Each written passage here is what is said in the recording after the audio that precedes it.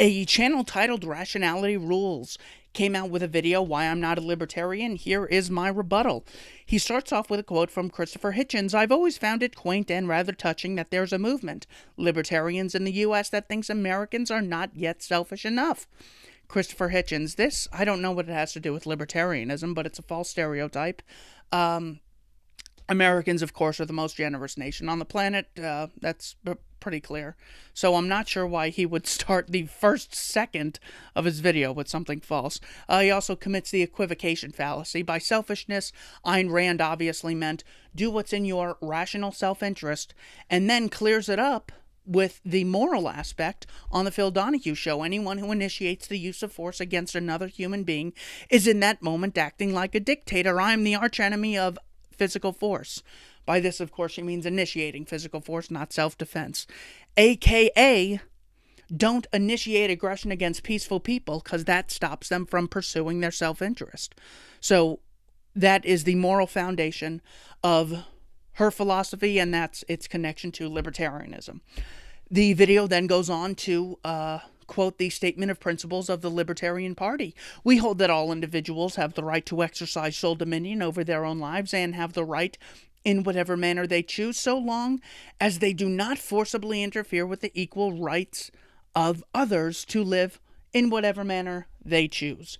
Similar to the Golden Rule, but not quite, Murray Rothbard says, libertarians make no exception to the Golden Rule, provide no moral loophole, no double standard for government. He goes on to say the Libertarian Creed rests upon one central axiom: no man or group of men may aggress against the person or property of anyone else. Walter Block, in his book Defending the Undefendable, says the basic premise of this philosophy is it is illegitimate to engage in aggression against non-aggressors. What is meant by aggression is the use of violence, such as that which takes place in murder, rape, robbery, or kidnapping. Ron Paul clears this up in this interview when he says what makes government unique is that it can initiate aggression against peaceful people, whereas Walmart, me, my friends, the Catholic Church, the Red Cross, Goodwill, the gas station, they don't have this right. Only government has it. This government, therefore, violates the non-aggression principle and is therefore a criminal organization. Also, wrong does not become right because there's a middleman called the state. This is a libertarian unique belief.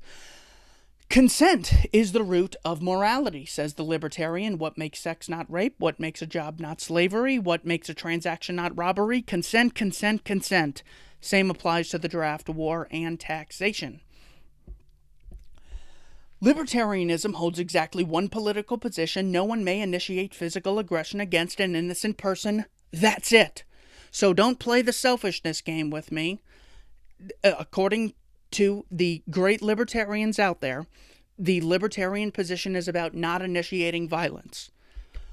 Rand Paul said, you'll know you're in a libertarian society when the overwhelming dominant theory is not government's legitimate cause democracy. The overwhelming political idea should be the non-aggression principle. That's how you know you're in a libertarian society, contrary to what many statists will tell you. Back to the video. I'll get back to why that was important. But let me offer you my definition of social justice. I keep what I earn and you keep what you earn. Do you disagree? Well, then tell me how much of what I earn belongs to you and why. The gentleman rationality rules goes on to say a great deal of our current situation in life is the result of accident or things we ourselves did not do. Absolutely correct. This is a cognitive bias where people say the good in my life is from me and from how hard I work, and the bad is from evil forces outside of my control and just bad luck that I have. Now, just because accidents get people to where they are does not justify the state initiating violence to forcibly redistribute wealth. So, this is not a valid critique of libertarianism. This is just a philosophical way of viewing people's current standings. Also, do cops in Congress count? In other words, you, officer, don't have the right to arrest me. You just happen to be a cop who just happened to be hired by some lieutenant who happened to get hired himself. You, Mr. Congressman, don't have the right to pass laws. You just happen to be elected by a county where you happen to run against someone who was worse than you. So it's important to hold government to these same principles. Joseph Sobran said, politicians never accuse you of greed for wanting other people's money, only for wanting to keep your own. John Rawls is then quoted in the video saying, a just society is a society that if you knew everything about it, you'd be willing to enter it in a random place. I will be happy to take that. I would want to enter a society that had a great deal of wealth and where the non-aggression principle was held paramount, so I knew I wouldn't... So I had, some legitimate feeling that no one would initiate violence against me for being peaceful. I could pursue my interests. And let's say I was born, a quadriplegic. Well, I'd want a nice libertarian society where there weren't regulations stopping people from innovating and creating wealth. See, when people are free, they make more voluntary transactions that are mutually beneficial, which creates more wealth. So I'd want a morally wealthy society, the libertarian society. Again, I don't know what this has to do with initiating violence against peaceful people, but also why government? Why does government get a monopoly on redistributing these things in order to create a just society where people would want to enter at a random place? Again, this does not justify violence. Also, bad luck doesn't justify violence. Good luck doesn't justify violence. So when rationality rules says some of my labor should go to the less fortunate, and so should Walter's, I totally agree. So I give to charity. Maybe you should take after America and donate a little more to charity. This doesn't justify initiating violence against peaceful people. Again, if it were so justified to do, anyone at any time could initiate aggression because, hey, you didn't earn it, you just happened to have it. So any group at any time or people on an individual level could just take anything they wanted because whoever they're taking it from did not earn it. Yet, it's only okay for government to do this? Now, are you self-made? He goes on to discuss something that referencing Sam Harris. Now, none of us are really self-made, even if you look at something like solitaire. Solitaire is the ultimate doing something by yourself. Well, you didn't do it by yourself. Someone else invented the cards, someone else invented the game, someone else invented the computer you're playing it on, someone else invented the electricity you're using. You're only alive because someone else invented food. You're in a house someone else built. So these are all... This is really a non sequitur. See, they take something obviously true, no one does anything by themselves, and then say, therefore, violence is justified. That's the ultimate non sequitur. Just because I'm not self-made, what you could do, instead of initiating violence, is use money to compensate people for their time, efforts, ideas, and energy in a market economy. Or you could have a gift economy where people just give things away for free and work for free. I don't know. Just don't initiate violence against peaceful people. Whereas football, you can clearly see people working together. It's harder in the example of solitaire, but everything we do is interconnected and done together. We're not really self-made. This does not justify initiating violence against peaceful people. Also, bad luck is not a justification for initiating violence against peaceful people. He quotes Sam Harris. Many of my critics pretend they have been entirely self-made. They seem to feel responsible for their intellectual gifts, for their freedom from injury and disease, and for the fact that they were born at a specific moment in history.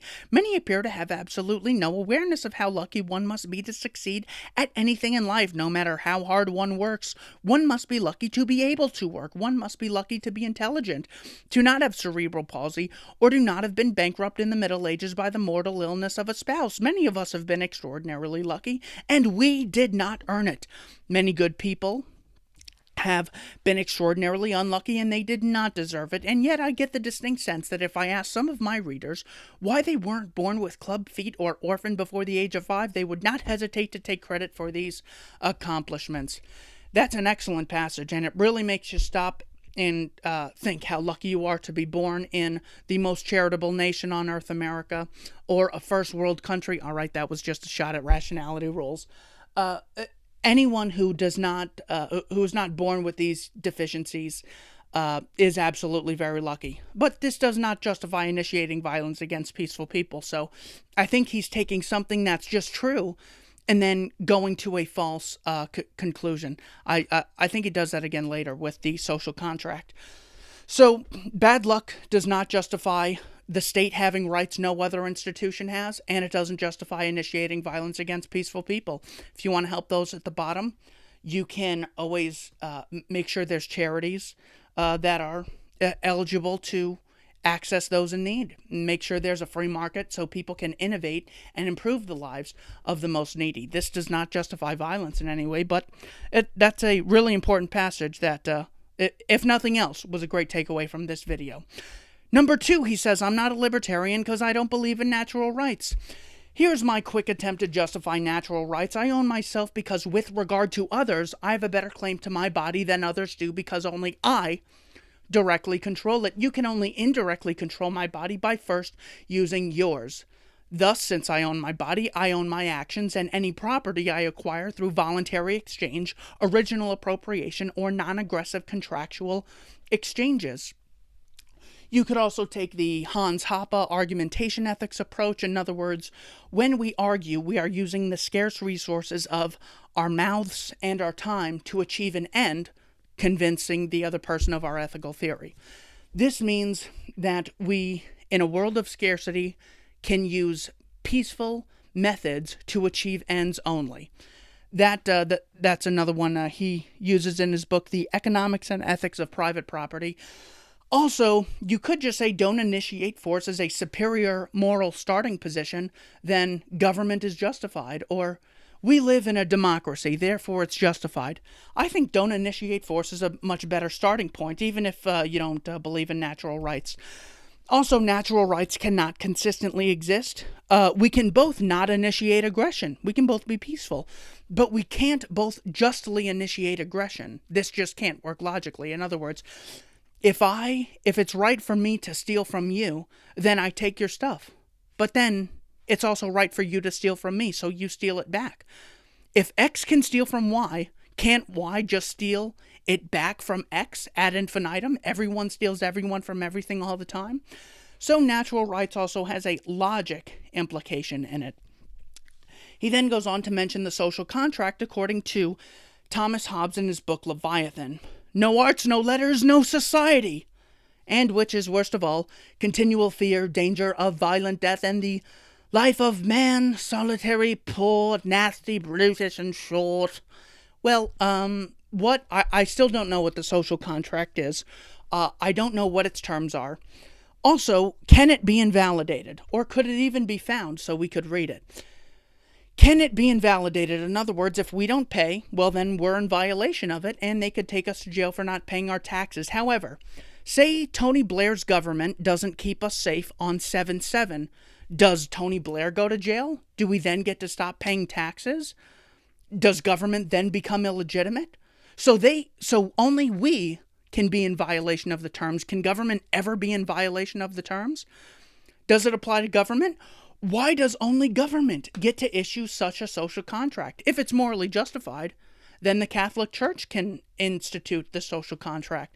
The local gas station can. Walmart can. Me and my pals could implement the social contract if it's morally justified. And mainly, again, if they're so afraid of monopolies, the leftists, they give the state a monopoly on enforcing such a contract. About the poor, nasty, brutish, and short, well, this again does not justify a government. Bad things might happen. This is the ultimate non sequitur. Bad things exist, therefore government. Well, government actually happens to be the number one cause of chaos, nasty, short, brutish lives. We have a couple world wars, My Lai massacres, nuking civilians, the Holocaust, the Holodomor. They also steal in America alone, $4.2 trillion annually. They kill people for not paying taxes if they believe they're resisting. They cage people by the millions for being totally peaceful, for victimless crimes. This is chaos. So this is chaos caused by the state. So to say, I don't want bad things to happen, so I want government. Total non sequitur. The minimum wage also puts people out of business and makes it so they can't compete with wealthier people who can't afford to employ people at, say, £15 an hour. Or I don't know what the minimum wage is in England, but it's harder for them to get their foot in the door, giving them less experience, making them poorer in the long run. This is just horrible. This is how government creates lives that are, poor, nasty, brutish, short, etc. His third reason is free will. He says we don't have free will. Again, I really don't know, but this does not justify initiating violence against peaceful people. I think of the example of a baseball is coming to your friend's head, and would you say, "Hey, baseball, watch out, you're about to hit my friend"? Or would you say, "Hey, friend, watch out, you're about to get hit by a baseball"? Does this imply we have free will? I'm really not sure. If we do have free will, violence is immoral and unjustified. If we don't have free will, violence is immoral and unjustified. He then says libertarians focus less on freedom to, which is more important, from freedom from. Let's say, if 100 people were shipwrecked on an island, what would it even mean that everyone has a right to food, that everyone has a right to health care, or a right to a job, the right to a living wage? If, for example, someone has a right to housing, and housing comes only from the knowledge, skills, and efforts of other people, it means that one person has the right to force another person to build him a house. This is a contradiction. So, if I have a right to, say, education, or a right to housing, I have the right to go up to someone and forcibly take their laptop so long as I educate myself with that laptop and am pursuing my right to education. This is something that can't be implemented. I could take any amount of money from people so long as I spend it on health care, which is my right. Also, the leftists often don't appreciate that they're not respecting the rights of people's healthcare rights when they say you can't access healthcare unless you go through our Food and Drug Administration regulations or OSHA. If anyone tries to go around us, we'll put you both in cages. Well, that's stopping people from pursuing that's the real right to healthcare. People having the right to voluntarily exchange goods and services. So that is the positive rights refutation. To quickly rehash the libertarian overall position, people can't delegate rights they don't have, which makes it impossible for anyone to acquire the right to rule authority. People cannot alter morality, which makes the laws of government devoid of any inherent authority. Ergo, authority, the right to rule, cannot logically exist. AKA, if I don't have the right to tax you, I can't vote for Theresa May to tax you. Or if I don't have the right to kill a bunch of people, I can't vote for a congressman who then votes again to kill a bunch of civilians in a war. If I don't have the right to violently dominate you under the guise of regulation, I can't vote for a congressman to regulate you on my behalf. So, the fact that the state claims a moral position no one else has is what makes it illegitimate. Equal opportunity, he then goes on to discuss. Well, equal opportunity is perfectly undefinable. What does it mean to be equal? Everyone's parents are so radically different. Everyone's situation is so radically different. It's impossible to achieve because it's also undefinable. Equality of opportunity. I still don't know what it means. Also, let's say equal opportunity exists. Does this justify initiating aggression against peaceful people? No. Does government create equal opportunity? Please. Is government an arbitrary, unequal institution, as he criticizes in the video? Well, yes, it is an unequal institution. It says 535 congressmen in America have the right to force their beliefs on 330 million Americans. Is that unequal? Is that arbitrary? Come on. It's to say that X is bad, therefore violence is justified. Equal opportunity, unequal opportunity is bad, therefore government's justified. Total logical fallacy and non sequitur. That's like saying half of marriages end in divorce. That's bad. That creates sadness. That breaks people's heart. Therefore, governments should prearrange marriages. Doesn't follow. He then says libertarianism leaves people to die. Again, does government cause death? The number one cause of bombing, genocide, mass murder, famine, economic recession through the Federal Reserve interest rates in the City of London? Please. Government causes more death than any private institution ever could. Charity can assist those in needs more morally and effectively than the state. In other words, voluntarily funded competition is superior to coercively funded monopoly. Anything you could say about a charity applies more so to government. Well, what if there's a corrupt charity? Can government not be corrupt? Government barriers to entry also hurt those who are poor. This includes drug laws and wars and the draft, taxation, barriers to entry such as a minimum wage, compulsory education laws, occupational licensing. So it's not that libertarianism leaves people to die. Poverty and death is the natural state of humanity. The way to achieve a world without poverty is through private property rights and voluntary exchange and the right to contract. He assumes X can only exist if a coercively funded monopoly provides it. Absolutely false. Because I don't want the government producing microphones doesn't mean I'm against microphones. Just because I don't want the government producing computers doesn't mean I'm against computers. Just because I don't want the government producing clothes and food and housing doesn't mean I'm against those things. It means I believe they're better achieved voluntarily, peacefully, than can be achieved through a coercively funded monopoly, the state. So when it comes to helping the poor, same thing applies. Here's the picture you can grill into your mind. Let's say every 4 years you could vote for the Pope. Would that then give the Catholic Church the right to tax you, regulate you, start wars that kill civilians, cage you for victimless crimes, etc.? But you got to vote! Well, same thing applies to the president position.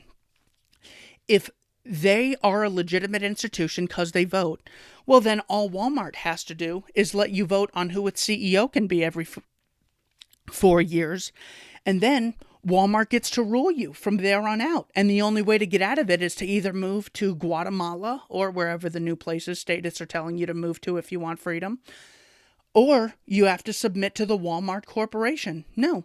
It's still unjustified, whether it's Pope or President. Initiating violence against peaceful people is unjustified. In conclusion, this rebuttal fails because it does not explain why the state has rights no other institution has, and does not justify initiating violence against peaceful people. In short, war is mass murder, conscription is slavery, and taxation is robbery. Thank you for watching. Keith Knight, don't tread on anyone.